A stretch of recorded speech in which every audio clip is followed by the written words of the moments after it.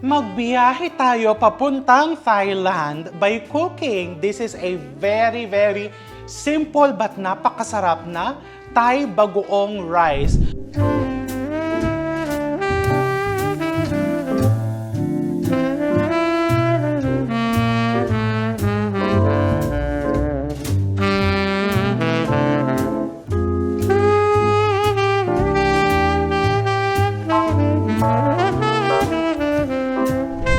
So, naaalala ko, in Bangkok, pwede itong pang breakfast, pwedeng pang lunch, pwedeng pang dinner, at syempre, di ba, kung napagod ka talaga all day, pwedeng pang midnight snack.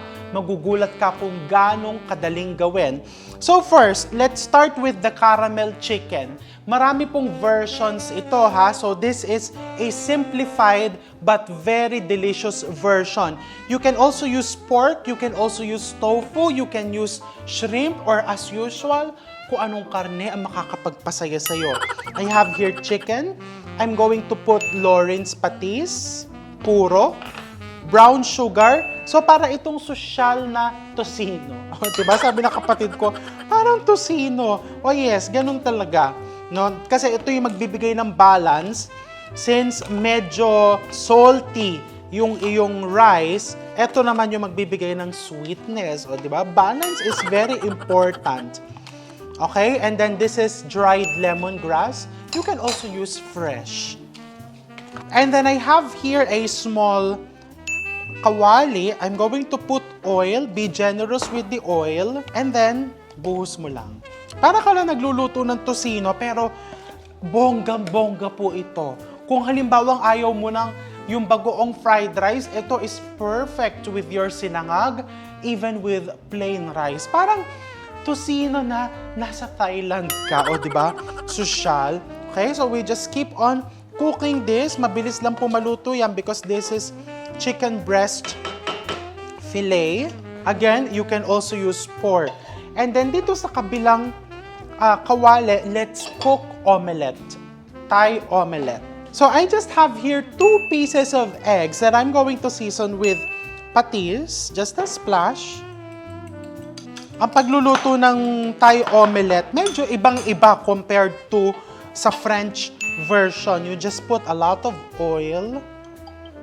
And then, kailangan mainit na mainit yung iyong kawali. So, hintayin natin yan uminit ng todo.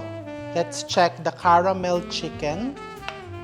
Pag pork, masarap na gamitin dito either the loin or the liempo para may konting fats. You can also use chicken thigh fillet. Pwedeng-pwede. Lagyan ko ng konting chili flakes itong aking omelette, pati itong chicken. It's optional kung gusto mo lang na medyo may konting spice. Okay, you put the eggs. Dadagdagan ko pa po ng isa. Parang masyado siyang maluwag dito sa kawali. Okay, put one more. Okay, and then unlike the French omelette, di ba pag French omelette yung ginagawa mo, yung nagaganong-ganong ka pa dito, hindi. Tignan mo, itulak mo lang. Ayan, tulak mo lang. So, okay lang na hindi perfect yung kanyang itsura. Diba? And ang gusto mo is medyo mag-crust yung ilalim and yung gilid. If you want another layer of flavor here, you can even put ginger dito. Okay? May naiiwan ka pang medyo hilaw, itulak mo lang ulit. Kaya ganito, itulak mo siya papunta sa'yo. Huwag papalayo. Pero ang turo kasi, pag daw nagpiprito ka, palaging itulak mo papalayo. O di ba ganon? Pag alam mong not good for you, you may possibility masaktan ka, kailangan papalayo. O di ba? Kung feel mo naman siya, itulak mo papunta sa'yo. Thai omelette. O di ba? Bongga. Tignan na nga natin kung natutusta na. Nasa sa'yo naman yan. Hindi mo kailangan tustahin. Pwede namang ganitong mistisa yung omelette mo. Okay? And then, ifo-fold mo din yan. Para naparami po ang buhos ko ng mantika. Natatakot akong mag-fold. Kasi feeling ko, tatalsik siya sa akin. So, gagamitan ko na lang nito. Ayan, again, no problem kung masisira mo ng konti. As usual, sinasabi ko po yon kasi nasisira ko na po siya. Yan, tulak mo lang na ganyan. And then, papatayin ko na yung apoy. Kung magluluto ka pa ng isang batch, you can use the same pan and the same oil. And then I'm just going to put it here in my chopping board. Ayan. And you're just going to cut it, yan, thinly. Panglagay po yan sa gilid.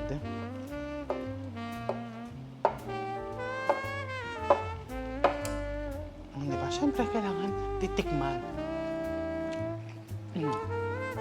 Very oriental because of the fish sauce and the chili flakes. So, set that aside. And then, balikan natin yung ating caramel chicken. It's looking good. Habang ituloy natin ang pagluluto niyan dito sa kabila. And then, lutuin na natin yung ating bagoong rice. So, I have here a wok. Painitin natin yung wok. Can add a little bit more of oil. Ang Southeast Asian cooking talaga, mamantika, no? Pero masarap naman, di ba? Tsaka they use coconut oil or vegetable oil, which is really not that bad. Well, pwede kang mag-disagree sa akin, pero kasi ako mahilig ako sa mga stir-fried dishes kasi talagang sealed yung flavor, di ba? Ang sarap-sarap. And then I have here, gawin na natin yung ating bagoong rice. I have here my Lauren's alamang gisado. I have here chopped red onions, and I have here chopped tomatoes, chili flakes, and kukuha ko ng konting cooked rice. This is day-old rice. So meron kami ditong day-old rice na ayan, medyo basagin mo lang ng konti. O, di ba? Buti na lang, meron kami sa ref na day-old rice. Kung wala ka naman day-old rice, pwede ka din gumamit ng bagong lutong kanin, palamigin mo lang ng konti. Okay? So, yan lang ang ingredients for your bagoong rice. Make sure na mainit yung iyong kawali. You season it with salt tuloy, oil, generously, onions, tomatoes, and your alamang. Smells so good!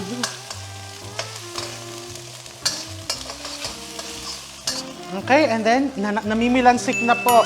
Lagay mo yung rice.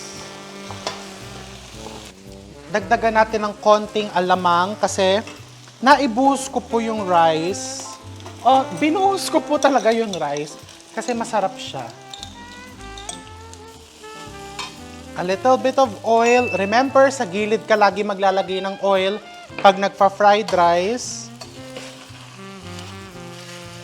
Basagin mong mabuti. Check the chicken. So, the chicken is basically luto na po ito. Ang ginagawa mo na lang is binabrown mo na lang. Titikman ko nga if I need to put chili. Parang wala kang kailangan paltan.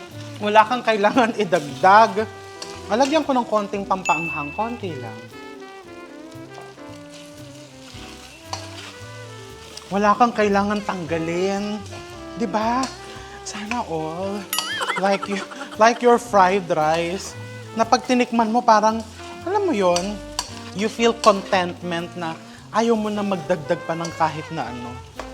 Ayan tuloy, nasusunog na to. Ang dami ko sinasabi. Turn off the flame of your chicken. You just keep on cooking this because gusto mong evenly cooked. Let me try it again. Parang hindi na-try yung dinakot ko kaninang ganyan, oh. Di ba parang hindi na-try ito? It's so good. Okay, patayin ko na nga yan. This is done. So now let's set up. Okay, now the favorite part is set up natin. So first, you get your bagoong rice. Ang laki ng lalagyan ng kanin ko, no? Parang lalagyan na ng lugaw. Okay? Pero kasi, masarap naman po talaga to. And pag nakita nyo to, pang isang tao lang po ito, ha? Ayan. Diba? Garnishan mo yan ng sliced sili. Okay, sa ibabaw.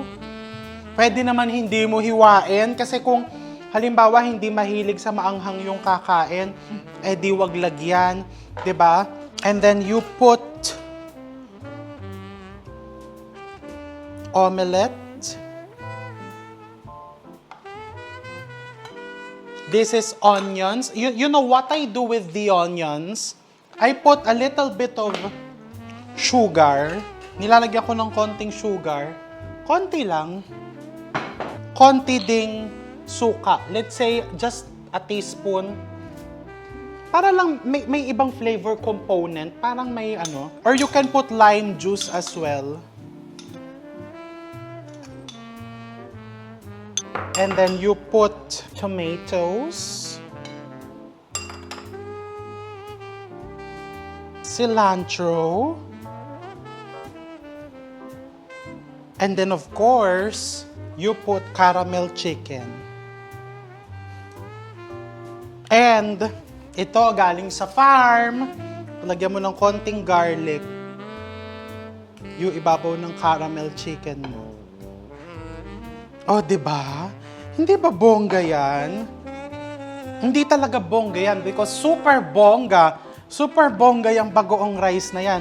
Good for one only. Or kung meron kang number 2, may ka-pair ka, o edi, ayan, good for 2, dagdagan mo na lang. Lakihan mo na lang yung rice. O, di ba? Perfect for you and perfect for your special someone. Kung pampamilya, i-plate mo na lahat sa mas malaking ano yan. Pipicturan ko lang po. Okay, let's try. So, how you eat it, normally, pwede mong paghahalu-haluin yan para ka nagbibibimbap, no? But what I want to do is titikman ko muna siya per component.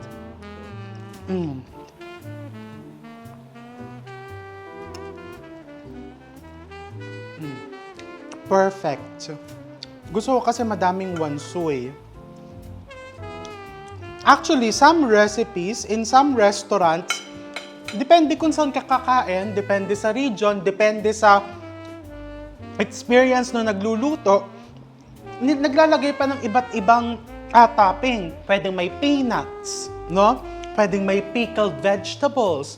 Kung ano-ano, may boiled eggs, may fried eggs, kung ano yung makakapagpasaya sa'yo. But today, eto lang kasi yung meron ako. And when I tested and developed this recipe, as simple as this, talagang para sa akin, bonggang-bongga na. And I'm sure, bonggang-bongga din yan para sa inyo. Really good.